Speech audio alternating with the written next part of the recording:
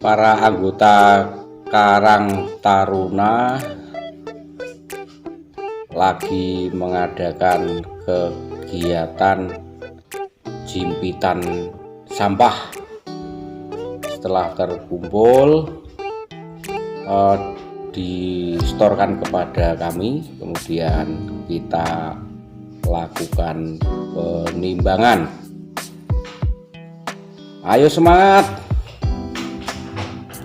Ini adalah kreativitas Karang Taruna untuk penggalian dana yang akan digunakan untuk kegiatan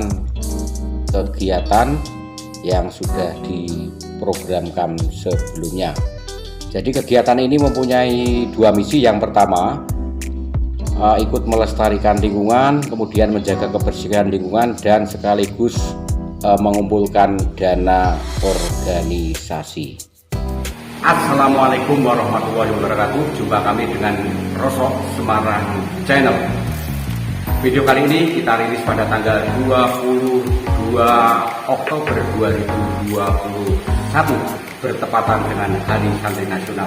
Pada para santri Nusantara saya sampaikan selamat merayakan Hari Santri Nasional. Bertumbuh, berdaya, berkarya. Setelah pada video yang kedua kemarin yang kita rilis pada beberapa hari yang lalu, kita mereview, kita eksplor pabrik-pabrik yang ada di Jawa Tengah. Untuk kali ini kita secara spesial akan eksplor di Rosok lingkungan. Sobat Rosok, lingkungan sekitar kita menghasilkan cukup banyak sampah, baik itu sampah bekas wadah-wadah belanja, kemudian juga mungkin ada bekas jajan, ada juga bekas buku-buku, kemudian juga bekas-bekas yang semua yang dihasilkan oleh rumah tangga yang ada di wilayah kita. Di wilayah kami ada lembaga desa yang khusus mengurusi sampah lingkungan, dan oleh para petugas sampah lingkungan setelah dikumpulkan di suatu tempat, kemudian ada sortasi, ada pemilihan, pemilah-pemilahan bahwa rosok yang bernilai jual itu dikumpulkan kemudian dijual kepada kami. Ada juga sebuah Karang Taruna di suatu dusun yang secara kreatif mengumpulkan sampah dari masyarakat, katakanlah itu jimpitan sampah. Kalau kita kenal bahwa jimpitan itu ada jimpitan beras, ada jimpitan uang. Kali ini salah satu Karang Taruna mengadakan program jimpitan sampah. Alhamdulillah dalam waktu yang tidak terlalu lama sudah terkumpul cukup banyak sampah dan kemudian disetorkan kepada kami. Untuk itu tetap stay tune, jangan di skip video ini agar transfer ilmu dari kami bisa berjalan dengan maksimal. Langsung saja Sobat Rosok, kita eksplor ke gudang kita. Eksplor.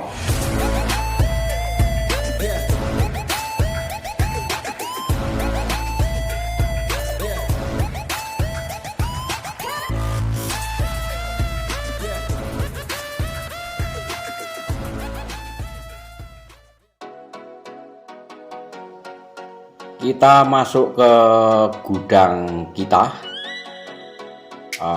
Di sini kita lihat gudang kita cukup awut-awutan, tapi nggak apa-apalah ya. Ini kan gudang Rosok, jadi wajar kalau awut-awutan. Kita akan berbagi pengalaman tentang bagaimana atau ada apa saja rosok yang dihasilkan dari bank sampah di lingkungan kita.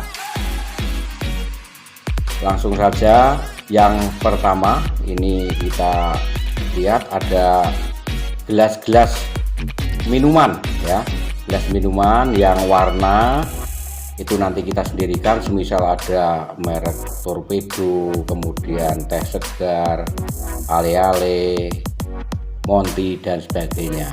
Itu kalau di perosokan biasa disebut Monty. Kemudian yang kedua gelas bening ya, bening itu PP bening, biasanya dari air mineral, bekas air mineral. Ini mempunyai harga yang lebih tinggi dari yang warna tadi. Untuk meningkatkan harga jual, siap giling namanya, itu harus dilepas lidnya atau tutupnya, itu harus kita lepas, itu bisa bernilai lebih tinggi dari PP warna tadi.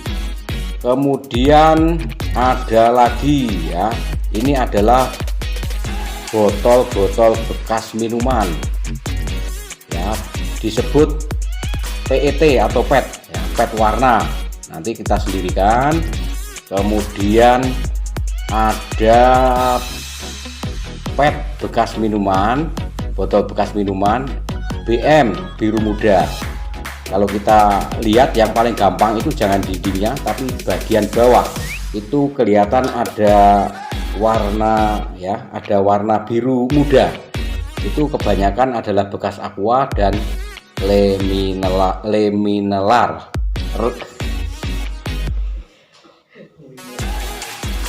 Kemudian yang ketiga adalah PET natural atau bening ya, itu baik dindingnya maupun bagian bawah itu tetap terlihat bening.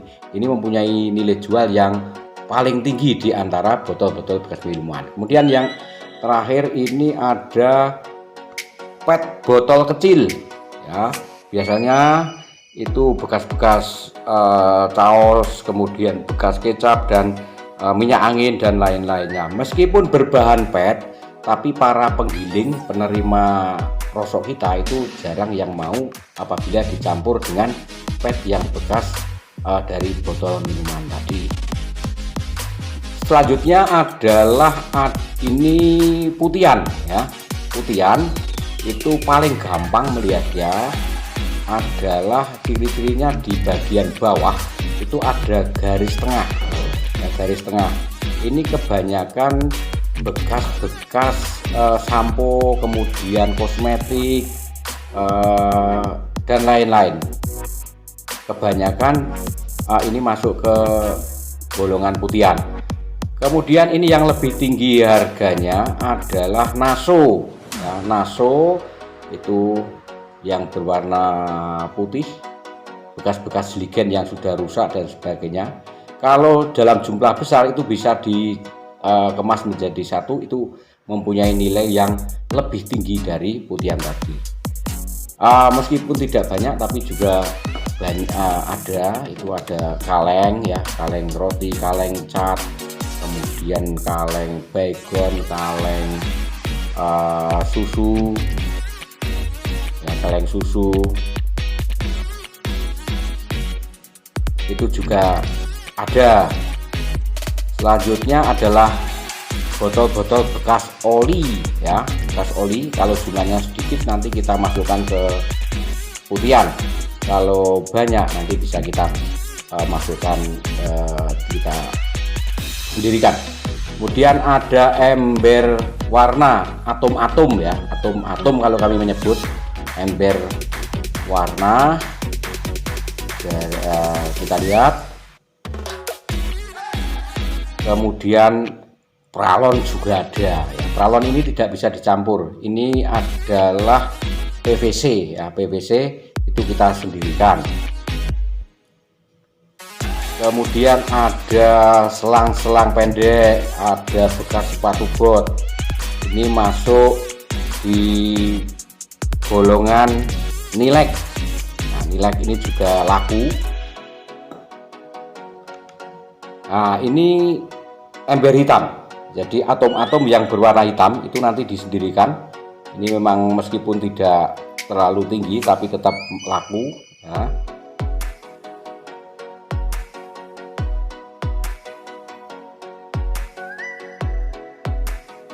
Selanjutnya ini adalah PS kaca. PS kaca itu kebanyakan dari bekas-bekas roti, kebanyakan roti-roti lebaran ya, semacam nastar dan lain-lain. Itu biasanya kalau kita benturkan itu suaranya klotak-klotak gitu. Nah itu PS, ini harganya cukup tinggi ya. Kemudian kalau botol-botol seperti ini masih utuh, semacam botol fresh, kemudian botol-botol yang lain itu bisa dijual bijian. Kalau botol-botol seperti ini kerating deng, maison dan lain-lain, kerating deng, kemudian UC maksudnya. Nah inilah hasil sortasi tadi, bekas-bekas gelas minuman warna kita kumpulkan menjadi satu. Ada berbagai macam merek, intinya yang berwarna. Dan ini adalah gelasan yang natural atau putih ya. Kami tidak membersihkan karena tidak cukup tenaga kerjanya. Ini adalah hasil sortasi botol-botol PET yang natural, kita sendirikan. Kalau pembersihan cukup dibuang lidnya atau label sampingnya itu. Kalau cincinnya tidak perlu dibuang. Kemudian ini kita lihat adalah PET yang biru muda. Nah, biru muda kita sendirikan. Nah, ini yang belum sempat kita pilah, tapi sudah ada pembersihan lid atau label yang menempel di dindingnya. Ini hasil sortasi putihan ya, macam-macam di situ. Tapi paling gampang bagi pemain pemula itu adalah kalau dilihat di bagian bawah itu ada garis tengah. Itu pasti masuk putihan. Harganya cukup bagus.